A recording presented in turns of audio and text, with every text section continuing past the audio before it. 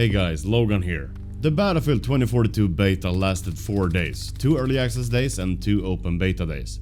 I had so much fun playing with my friends to squad up and try out everything new during these 4 days. And as many of you that played the beta, we have our own opinions on what we like and didn't like in the beta. And that's what we are going to talk about in today's video. I'm kind of a positive guy that like to look at things in a positive way, maybe sometimes too positive.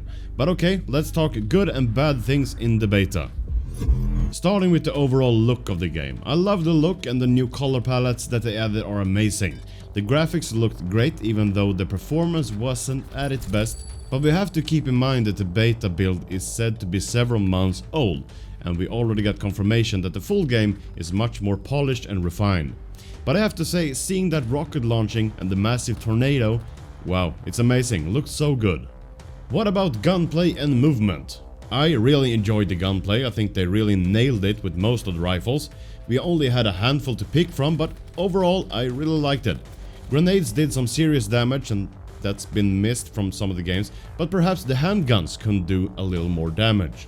The movement feels a lot faster than in previous games, and yeah, it is. I enjoyed using the slide mechanic, and the parachute movement was amazing. Being able to cut the chute mid-air to get out of a dangerous situation and then just pull it again is an amazing feeling. Performing revives was a slow animation that slowed down the pace of the overall movement, and that's not good for the game. So revive have to be quicker and more fluid, in my opinion. I did actually miss a few things when talking about movement here that we had in previous games. Crawling on your back from Battlefield 5 or crouch running, that was not in the beta. I could live without the ability to crawl on my back in game, but sometimes I missed crouch run. Could come in handy. The TTK, or time to kill as it is, seems to be almost the exact one they use in Battlefield 5 right now. Hopefully we won't see any TTK changes during the Battlefield 2042's lifespan as we did in Battlefield 5. Okay, let's talk specialists. I know that many players have issues of not seeing the difference between the enemies and the friendlies. I really understand this because everyone looked the same. The specialists all look the same on the both teams. I don't have that much of an issue with this. I've learned to look at the red, green or turquoise tags over the soldiers' heads. But yeah, it is a problem. And it's not supposed to be that hard to tell the difference between the soldiers. But the beta only had 4 specialists, and when the full game release, we will have a lot of different skins and cosmetics, and we can with ease tell the soldiers apart.